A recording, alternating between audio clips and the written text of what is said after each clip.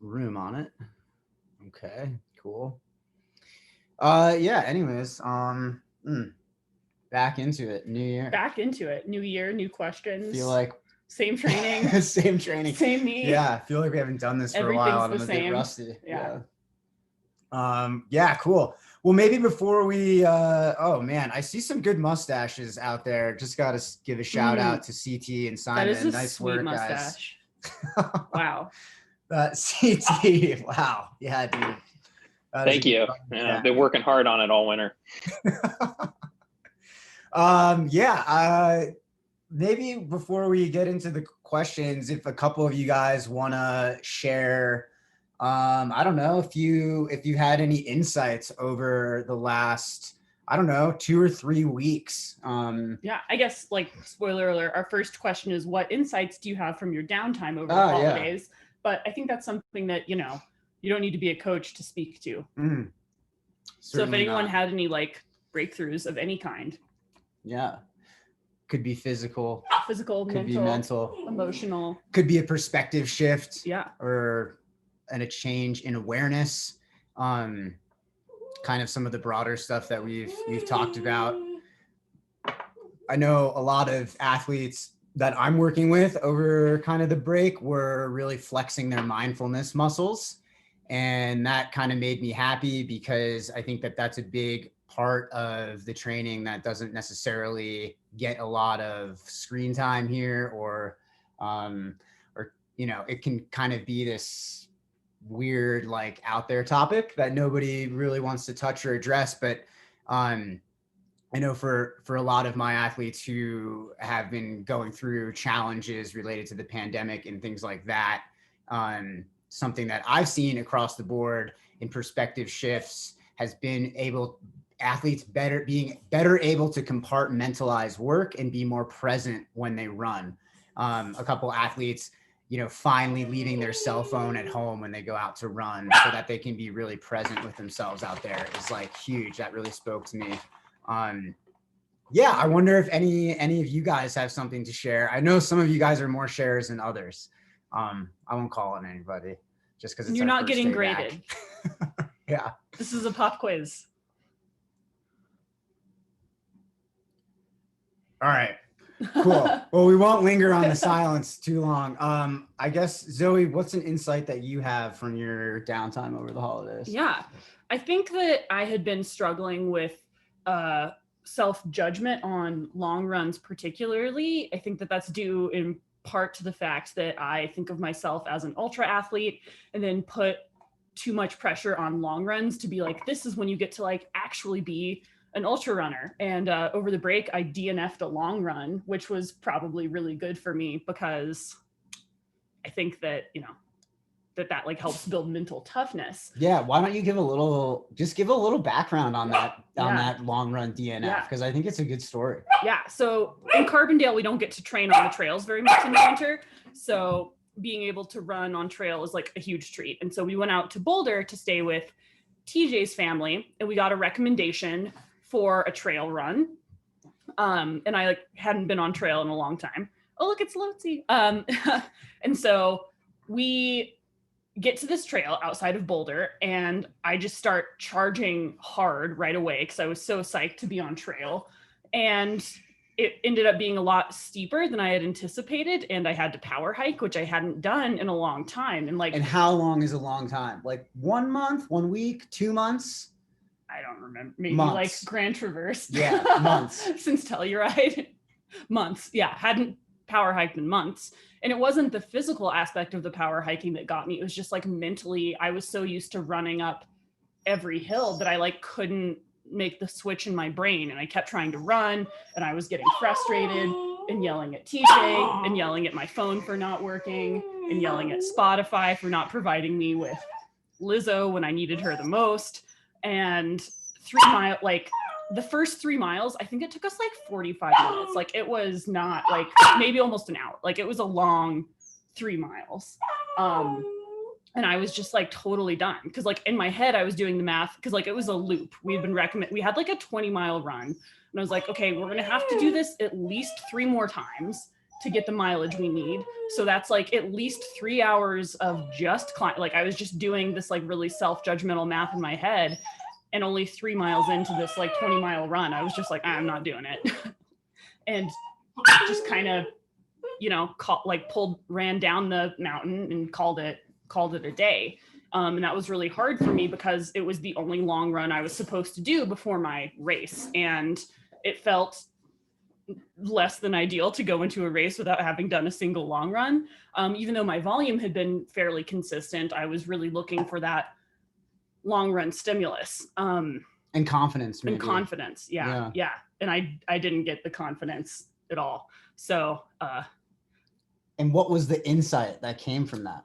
Well, the next day I ran with my friend and microcosm athlete, Kimmy, and we just like chatted and had a good time. And it made me realize that I take long runs maybe a bit too seriously sometimes, or use them as a tool of self-judgment rather than a confidence boosting tool. And I thought that was really great. Like that, you know, also I think I always have it before every race. I always have at least one terrible long run.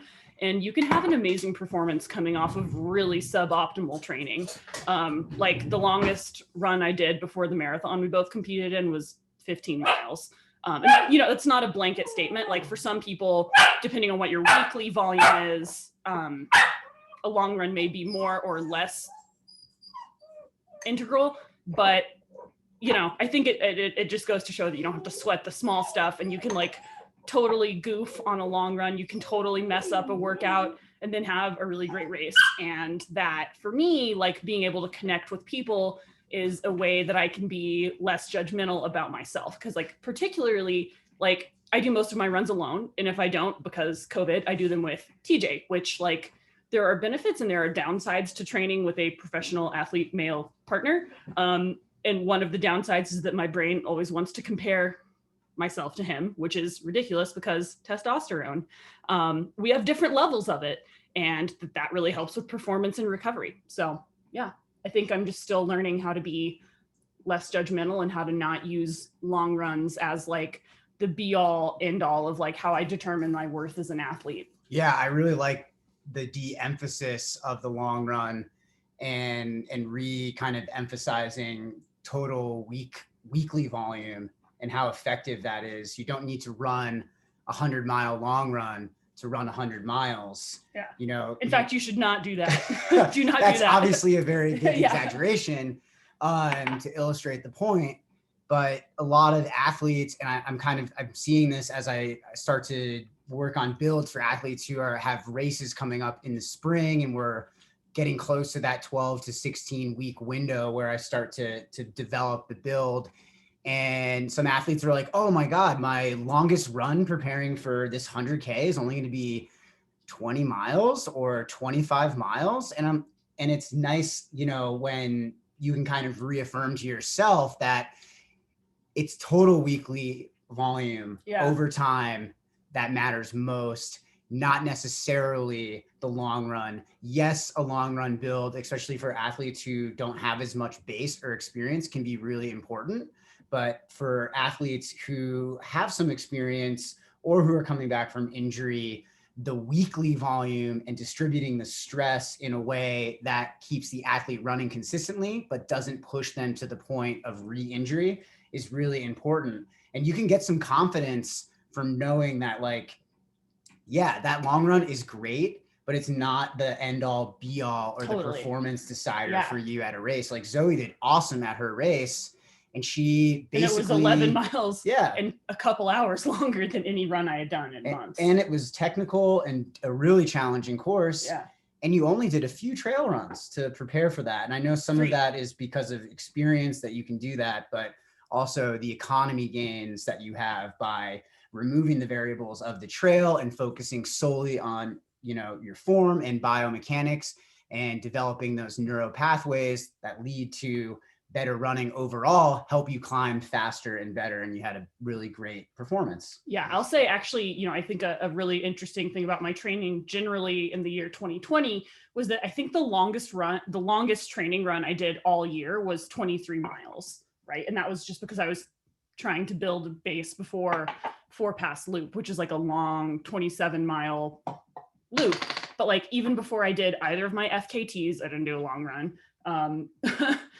Didn't do a long run for the FKTs, didn't do a long run for Grand Traverse. I basically used my Capitol Peak FKT as the long run for Grand Traverse. So, and that's not to say that that approach works for everyone. It is to say that you should not, like, long runs do not determine your worth as an athlete.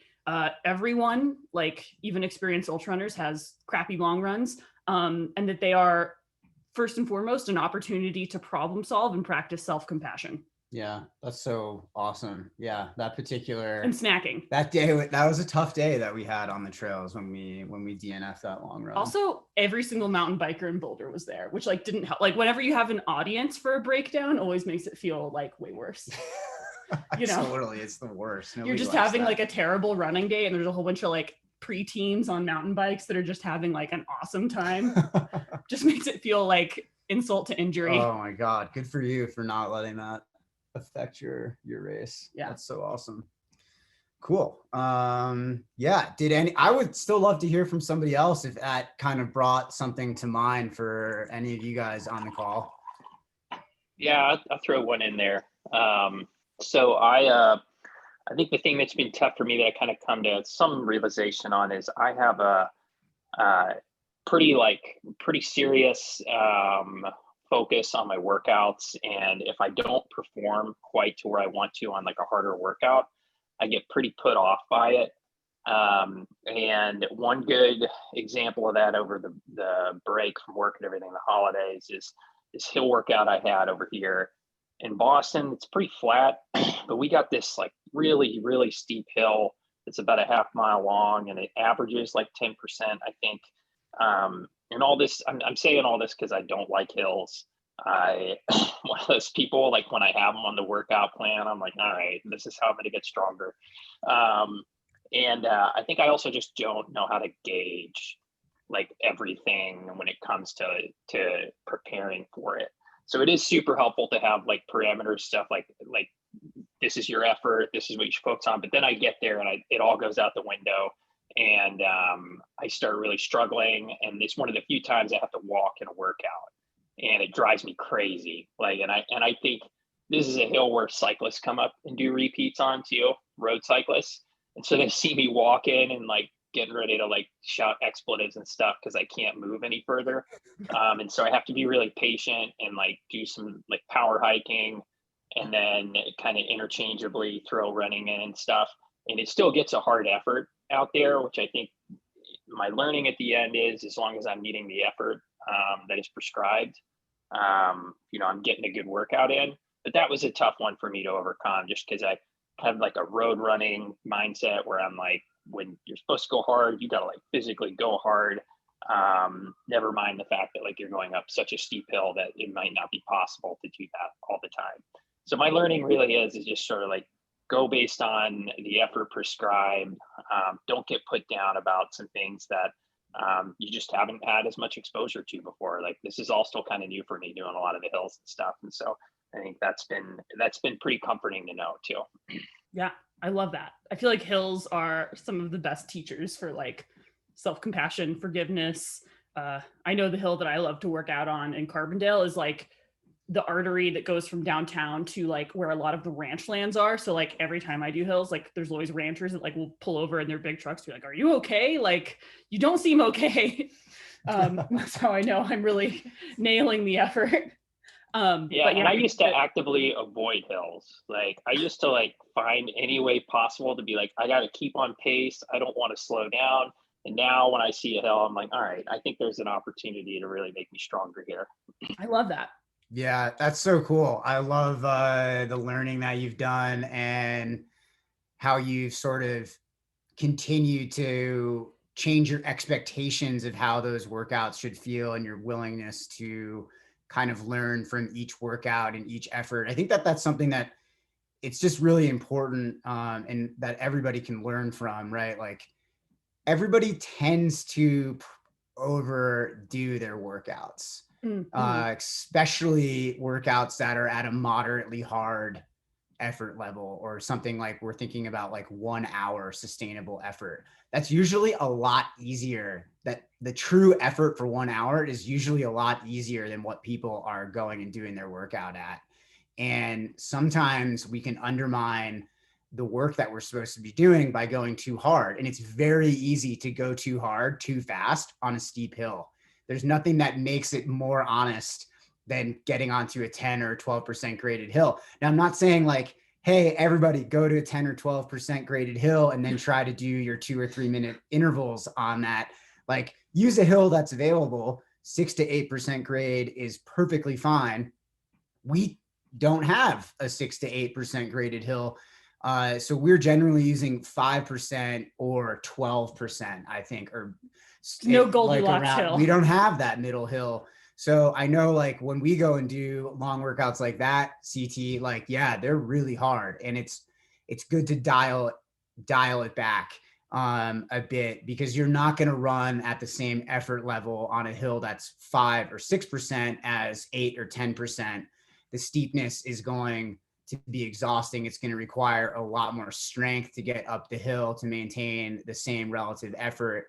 And kind of like just something that I do before these workouts, and I've been doing recently, is I try to kind of visualize in my mind and feel like what that effort is going to feel like before I execute it. And you can always finish a little stronger, but if you go out and do your workout and you go out too hard, it makes it really hard to sustain the efforts later.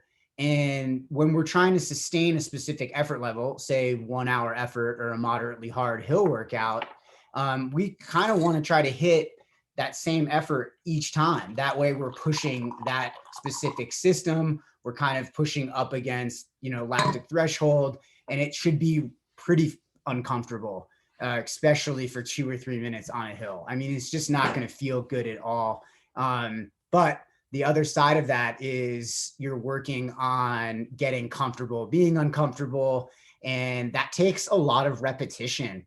It's not something that just happens overnight. So the learning process there kind of continues to develop. I really like how you highlighted that kind of stuff. I think that is super important for everybody. And make sure, like, when we're on these hills and they hurt, don't fall prey to your inner critic. If you start beating yourself up because 2 minutes into the 3 minute interval, it's hurting, well, guess what? It's supposed to hurt 2 minutes into the 3 minute interval on the hill. I mean, these are building your confidence, helping to build up your ability to be uncomfortable and to push through when it's uncomfortable. Because when you're out there running a long race, you're going to be uncomfortable for a very long time, and yet you're still going to have to move forward. That discomfort, it's really important to be able to work with that and not against it. I think, a big insight, at least that I had over the break in my own running, was just making peace with being really uncomfortable and pushing the line between, what is an effort level in which I'm really uncomfortable but sustainable, and an effort level that's just a little bit too easy, where I know I'm not going to like really push my potential, and just making peace with that discomfort and being in that place where you're comfortably uncomfortable and you can sustain it. That's the product of a lot of workouts and a lot of time doing these kind of things. But that's something that all of you guys will be able to achieve if you give this enough time and you do enough workouts, and you do enough long runs and races and anything that really pushes kind of your comfort zone. But it's really important. I think that you'll start to have breakthroughs on workouts like this, especially when we get to more combo workouts, CT, which you've done quite a few of those already. But when we do the hill and then we follow up the hill with like a critical power tempo, where you're pushing tempo pace on really tired legs, that's when you like really bring that workout to the next level. Anyways, I could go on and on about it. What that makes me think of is there is an episode of Freakonomics, the podcast that came out a while back, that was looking at how in studies cyclists tend to overestimate, like they tend to like confuse headwinds and tailwinds, right? Like they tend to overemphasize how hard cycling is when there's a headwind. And then when there's a tailwind, they tend to not notice it and think like, oh, I'm just really good at cycling. This feels really good. But when there's a headwind, they tend to think, oh my God, I'm out of shape. I'm pretty bad at cycling. And that same principle translates to like life, right? Like you notice when things are really hard, but you never notice when things are going well. And I like to think about that a lot in the context of like both races and long runs. Cause like, I tend to have this thought process where I'll be like, I'll spiral pretty badly. I'll be like, oh my God, this is so hard. I'm a bad runner. I'm out of shape. Oh God, this is a bad day. Now I can ask myself, are you a terrible athlete or are you just running uphill? Like, yeah. Are you slow or is there just wind present, you know? And like, how do you use that to, you know, just be extra forgiving? And I think that, you know, I think that that's been really helpful for me is just being like, are you bad at running or is running just hard? And it's usually just running is hard. Yeah, it's not easy. It really isn't, especially when we get into the longer stuff and it just gets so uncomfortable. We've all been there and experienced it. And the more I think that we kind of let go and accept that it's going to be uncomfortable, the more success we have. And also we can kind of let go of our expectations for output levels during workouts and things like that. I think that really helps too, where, you know, you start doing your workout without looking at your watch and being like, hey, you know, this should be 6 minute pace, not 6:20. What's going on? Like, hey, 6:20 is just fine if that feels like the prescribed effort, you know, and it hits the underlying intention of the workout. That time or the whatever your watch says doesn't really matter. Yeah. Oh man, we're almost getting into our second question, but half an hour in, question number 2. Classic rapid fire Friday. Yeah, I think, but one insight that I've also had over the break was kind of, at least for me, was on the rest side of things and taking time off and time for myself. I feel like one thing that I'm working on in my kind of career as a coach and as an athlete is, when is it a good time to put the work away and to rest, and when to push through any underlying fatigue. And I think, you know, for me, I'm starting to feel like a good insight is anytime where you're questioning whether you should be pushing through your work is the time where you put your work away and you take a break. I think we have a lot of high achieving athletes on this team that are listening to this call and or here on the call right now. This is something that is just been huge for me as, you know, small business owner and whatnot. It's very easy to work all the time. I know so many of you guys write in the logs about this. If you ever have a question about whether you should be pushing through your work, that's probably the moment where you should take a break, whether it's in, you know, 10 minutes break, an hour break, or, you know, call it the end of your day. If you take action and get ahead of this stuff, you often are able to do better work later rather than trying to do the work when you're tired. Yeah, taking a few extra days off over the holidays was, I don't know, something that I hadn't done in a while and really made a difference for me. So I want to kind of urge you guys to do that. And that kind of extends to your runs and stuff too. You know, if you're forcing runs, it's a great idea to take an extra rest day. That way your run is quality when you do get out and run again. Sweet. Yeah, let's go on to second question. So you can try to get all 5 of these done. Oh gosh. Okay. Should I be looking at my watch on my workouts and on my easy runs? On easy runs, I would say no. You know, you want to get like more or less. So we program some athletes by time and some by mileage.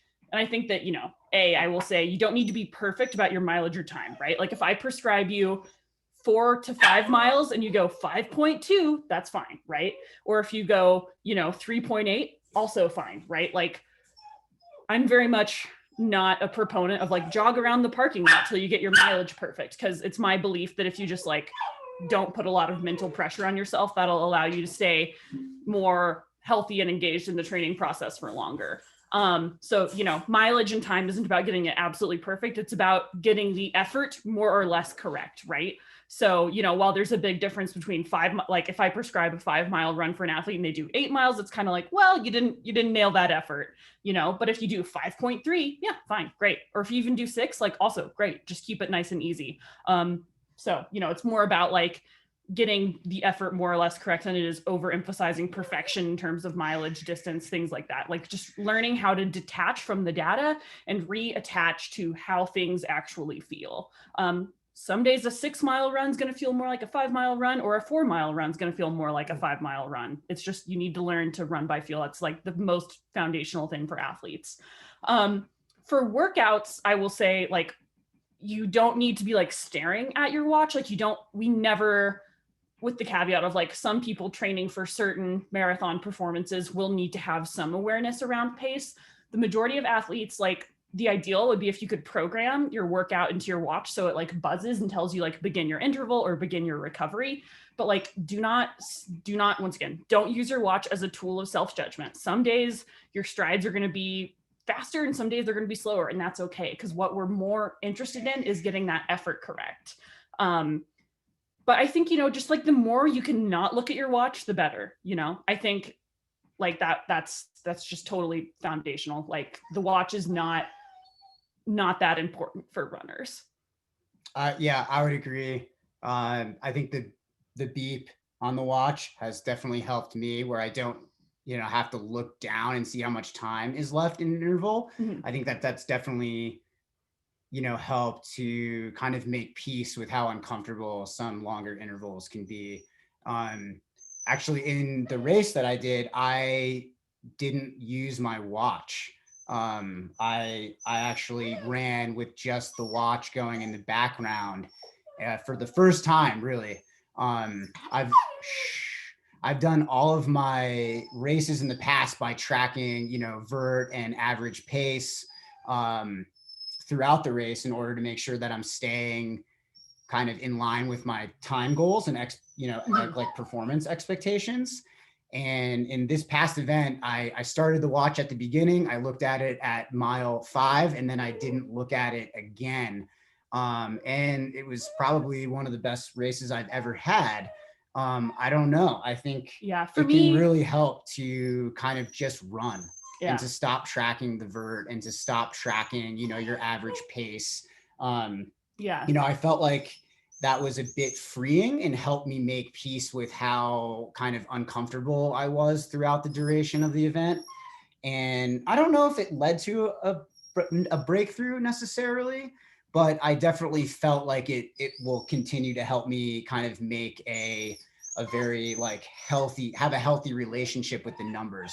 Yeah. I was certainly surprised, you know, by how I felt and what, you know, the numbers were when I look back at them later, because I felt like I was much slower when I was climbing than I actually was. Yeah. So I don't know if it would have helped to look at the watch. I would say when in doubt, just don't look at it.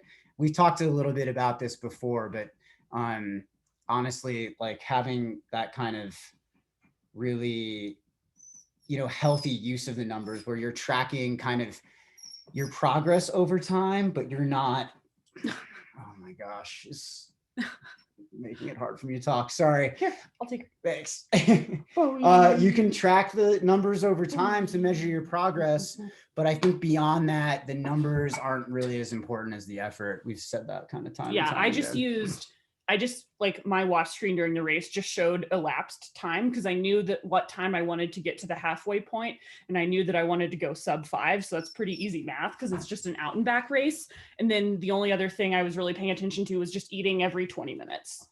Yeah, right. Time is good for making sure that you're eating, you know, 200 to 300 calories an hour. And that way you don't have any loss of economy or efficiency out there, and you can maintain your effort. That kind of eating schedule, strict eating schedule, is really important. We talked about that in a past call with Kylie.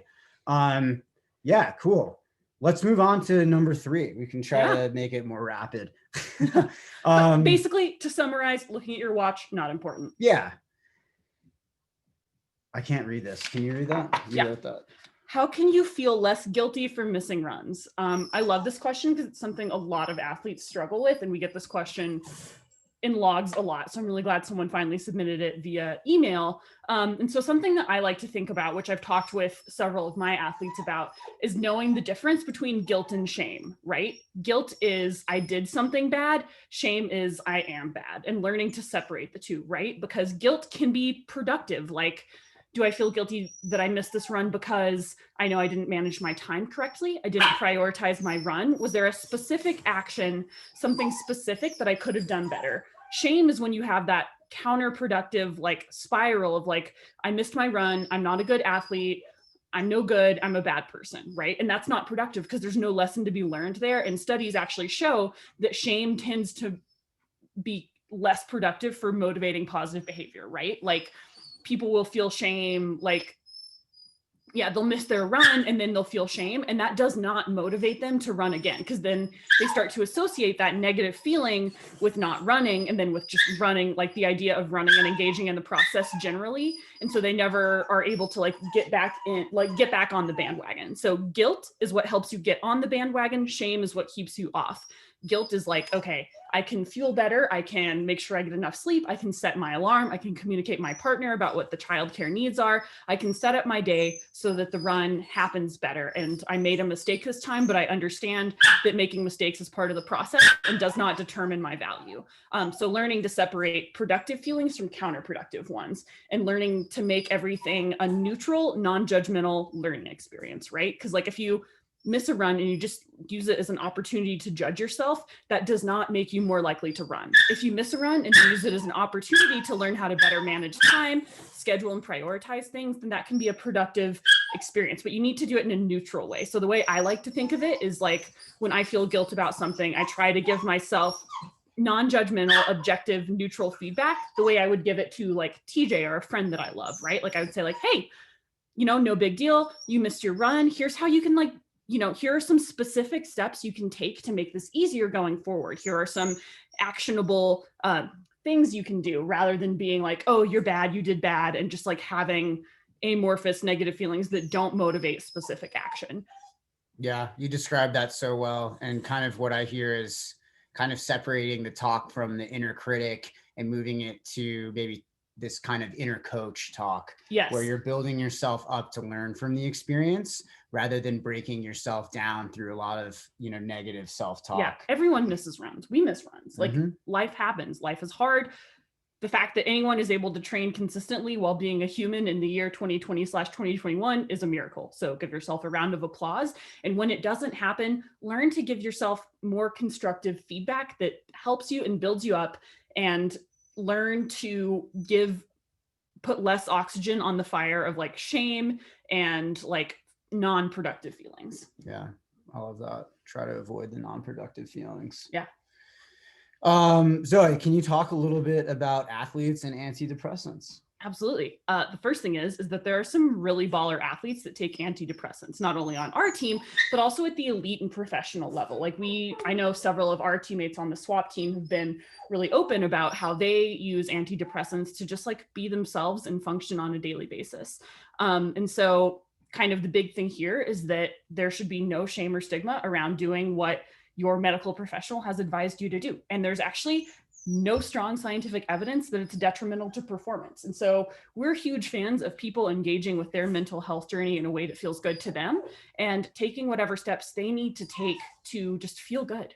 That's something that, like, I don't know, with it, I think we can all get on board with. Yeah. But I think people would actually be surprised. Like if they knew how many people, like really baller athletes on our team, use that tool, I think we would all be a lot less self-critical. And I think that that's kind of like the main takeaway.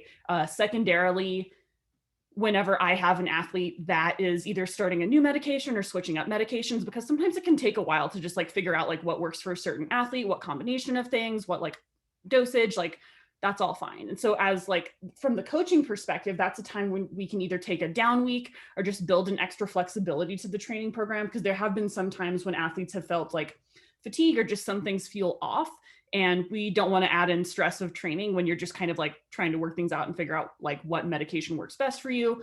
And it just totally, we're just here to support people, and that you should not feel shame or stigma about seeking out that tool for your tool set. and that it can be like the correct approach for a lot of people. And Yeah. that, yeah, we all just need to be a lot more compassionate towards ourselves and everyone.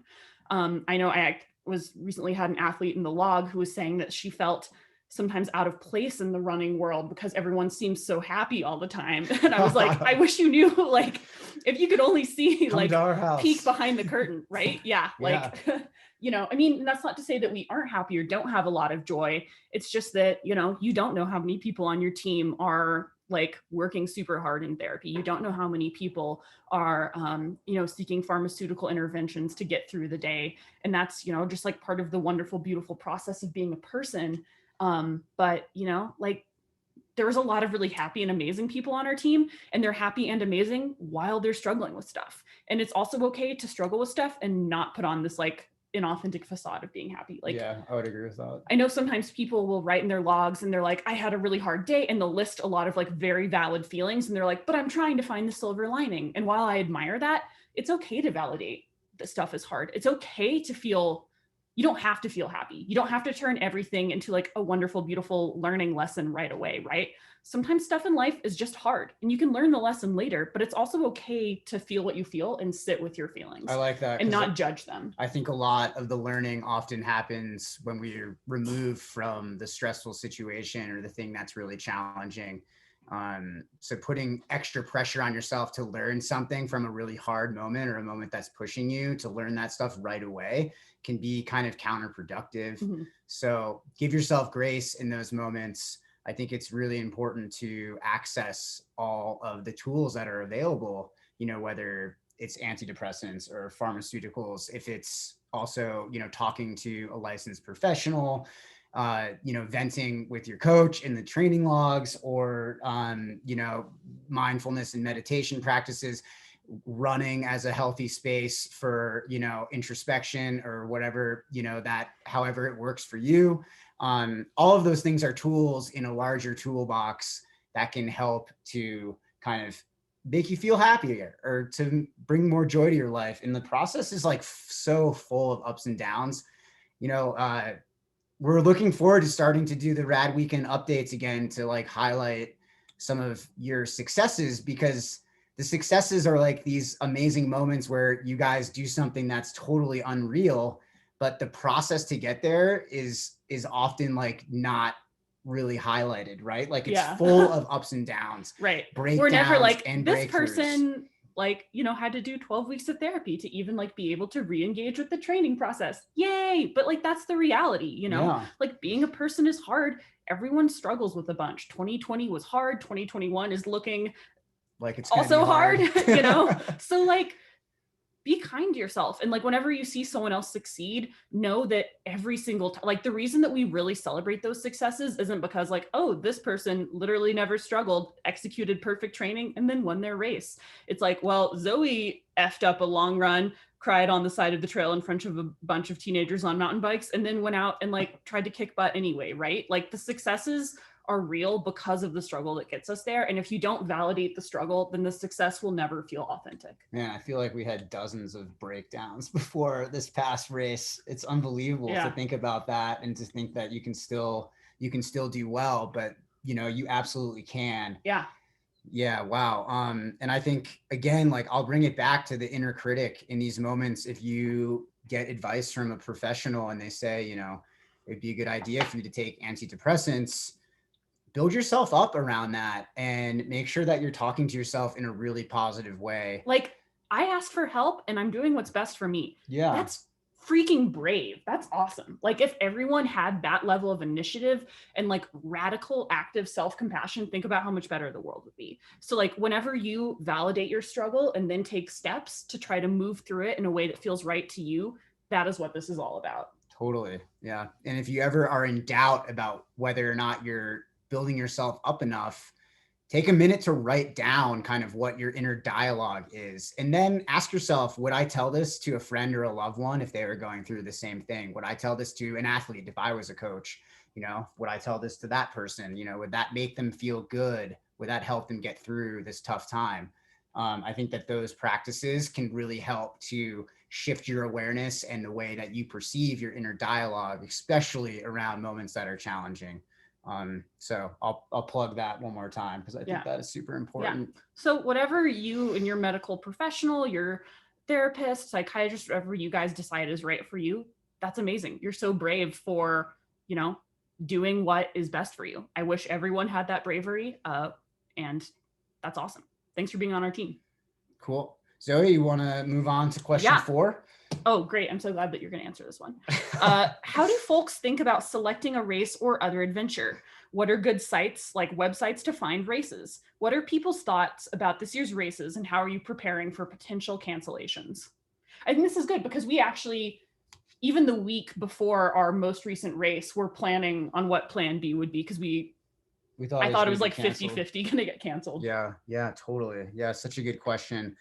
My general advice for this is, 1, only pick races that really light you up and you're connected deeply to, because that way you're going to be able to get through the training process. I have a question. The more advanced you get in your running, do you find yourself racing more or less? I race a lot less the better I get at running, because I would rather have 1 or 2 really great performances where I go all in every season rather than kind of like try to do well here and then try to do well there. I prefer for me, I prefer the longer build up. I think that over time, as you develop as an athlete, you need a lot of that space in order to get better. So yeah, I mean, that's kind of my general approach, but I only pick races that really deeply resonate with me, especially if they happen in the spring or early summer, because I know that winter training is particularly hard mentally and emotionally. So I like to have a goal that's really meaningful to get me through. I think for athletes who are are new to the sport and are trying to kind of figure out what they like and dislike, maybe go back and read our Adventure Imperfectly blog post. It's important to go out there and just explore. See if you like it. Be open to it. If you don't like it, you try a different race the next time. If you do love it, that's a great indication of the kind of race that you can do, maybe in another 8 weeks or 12 weeks when you've recovered and you've done a bit of building.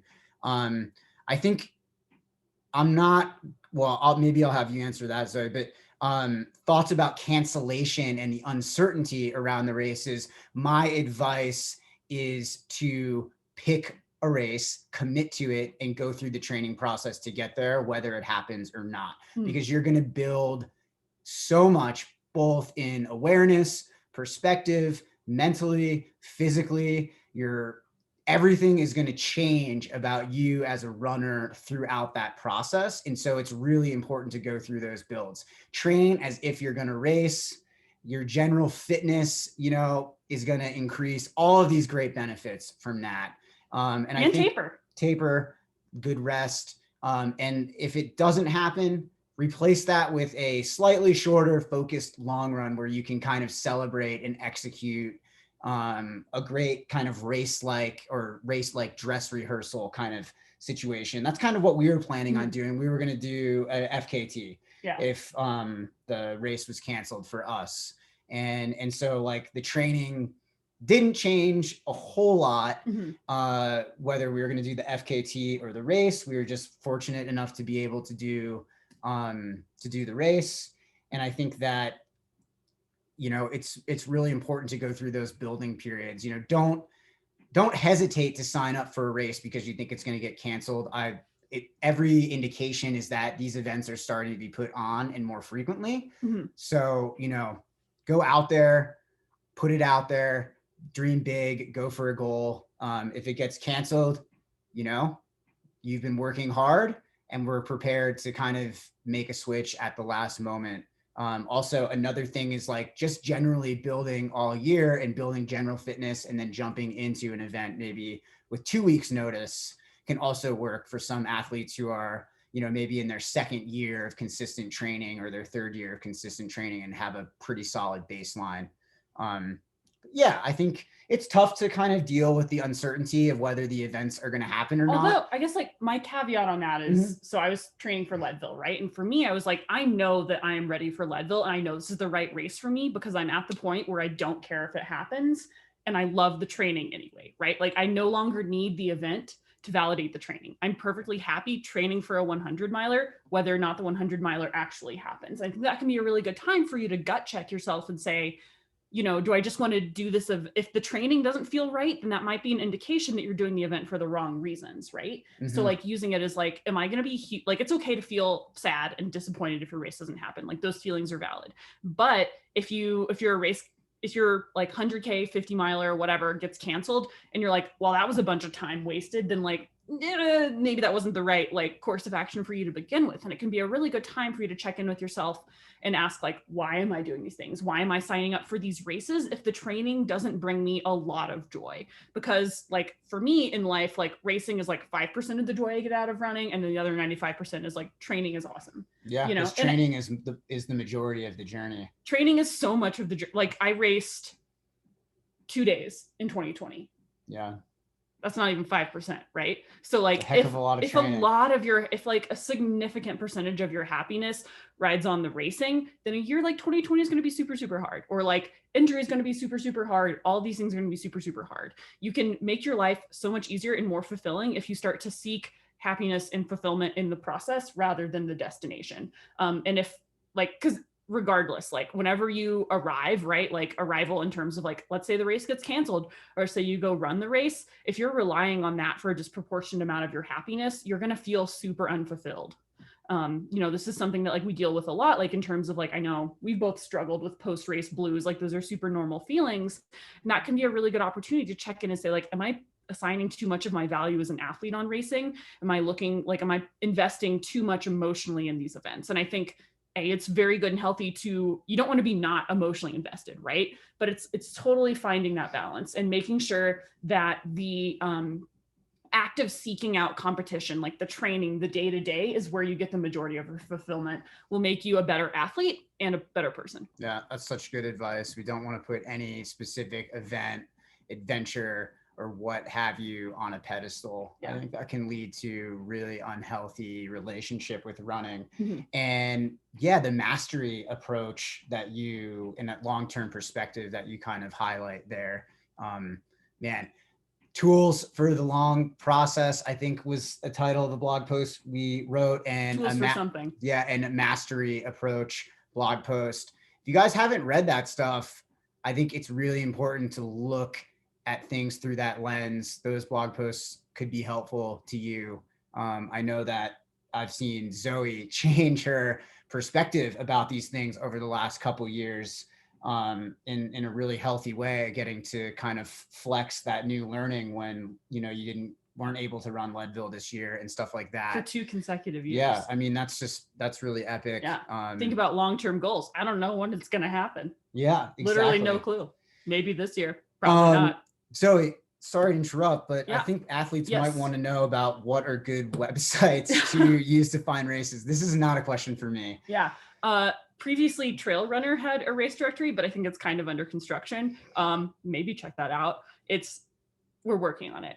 Trail Runner is about to get redone completely. So maybe think about subscribing as well. Ultra sign up if you're looking for longer things. That's a great tool. It helps. You can sort by distance, location, time. That's really great. Another one I really like is the Trail Sisters website, and men can use this too. It is totally cool for you to go there and use it. But the reason I really like it is because it points out like Trail Sisters approved races, which are races that have a committed plan for equity and provide tampons at aid stations, provide bathrooms, which like, that's just great. Like there's nothing worse than being a woman at the start line of a race and having to run like a freaking mile to just find a bush to pee behind when you see like 14 dudes just like pulled off like 10 feet, you know, doing their thing because they don't have to drop their shorts all the way. Bathrooms are great. Anyway, Trail Sisters is a really great resource, and they have a really great breadth and depth of distances as well. And ATRA, which is the American Trail Running Association, which is trailrunner.com. Yes. They have a good resource as well. A lot of different distances and things like that. I feel like I haven't road raced, and so I was going to mention some road racing ones, but I feel like I haven't even run a road race in so long. But Google, you know, honestly, like 90% of questions, Google. I know Google. that that's like a total cop out, but like It works. you can always try it. And if it doesn't work, then we're here. We'll do our best. We're backup Google. Okay, last question. Do runners need to do yoga? You're a yoga person. I like yoga. I mean, yes, I do like some yoga. You don't need to do yoga, but having mobility is important. You don't need to do yoga like tons of times a week. If you don't enjoy yoga, then you don't need to do it. Some amount of flexibility is really good. Some amount of mobility is absolutely essential. But you don't have to become like an advanced like inversion yogi to succeed in running. And you should also not overemphasize yoga. Like for instance, don't do power yoga on your rest day. Don't do any kind of yoga that's going to make you sore or like somehow be detrimental to the quality of your run. Don't overemphasize small things. Yeah, I think it's really good for athletes to be flexible. I think that is an important part of preventing injury, something that I'm definitely trying to incorporate more of for myself. But it's really important to, I think, do these things, and the research kind of suggests that any stretching should be done after a run. Before a run, you should only do dynamic movements. You really want to work static movements. Right, you want to work within your natural range of motion before you go out and do a run. Because if we start to elongate the muscles before the run and we're really stretching, you're going to lose some economy. That kind of elasticity is really important for how quickly your muscles are going to react and kind of propel you forward. So kind of I think what works for a lot of people is the post-run stretch and yoga. I don't know, 10, 15 minutes, maybe along with a few planks and some push-ups, and any other like prescribed PT or strength work that you're doing is kind of a good format to have. That way you're not negatively impacting the quality of your run, like Zoe mentioned, because we want to make sure that your runs are super quality in order for you to continue to kind of develop and strengthen any neural pathways that are developing, because the neuromuscular aspect to this is really, really important. I totally forgot what I was going to say.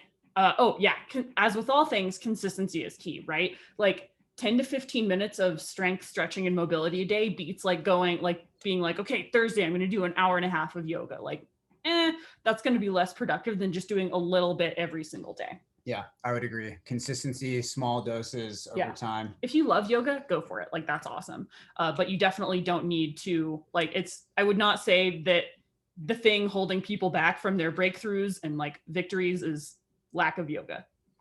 Yeah, I would. If you like yoga, do it. If you don't, then don't ever do yoga. That's totally fine. I love that because I'm not a yoga person. You don't do yoga. Yeah. Not really. No, I don't love it. Yeah. It's really hard for me. I like to do a little bit of static stretching post-run. I feel like yoga is really hard for me too, but I like it. And I have hip issues that it helps address. But also I don't do a lot of like specific flows because I don't know. I only have so much time on earth and I'm never going to be like, I'm so glad I spent so much time looking at my own feet. So. Oh man, we could leave it at that. I think that's, we finally got through all our questions for once. We're starting 2021 off. It's truly a miracle. Really strong. Yeah. Well, cool. Thanks guys. CT, thanks for sharing your insights on, kind of your training through the holidays. I think that was really illustrative for the rest of the team. And guys, your mustache is so awesome. Super awesome. Watch, don't look at it. What else? I can't read this. What was that question? How do you feel less guilty for missing runs? Yes. Building up our inner coach and trying use your inner coach and not your inner critic. Yeah. Antidepressants are great. We talked about antidepressants. Select adventures that speak to you. Less races usually equals more quality races during the year. Yoga is great, but keep it post-run. Yeah. Look at Chewy. Is Chewy wearing a little t-shirt? Yep. Oh. Is it an endless endurance tee? Well, cool. Thank you guys. We'll be back on Monday with some topic that we don't know unknown yet. to be decided topic. Yeah. As always, submit your questions. No question is too small, and we'll probably even answer things twice at this point. Why not? Yeah, we've done so many talks at this point that we're definitely having. I know. Some overlap. I feel like every talk could be summarized as like, don't be a douche to yourself. Your watch is not as smart as you think it is. Sleep is the most important thing. Yeah. Run consistently. Microcosm coaching. All right, cool. Thanks, guys. Have a really great weekend. Enjoy your runs. Be kind to yourselves, and eat all the food. Yeah, eat well. We'll see you on Monday. Bye.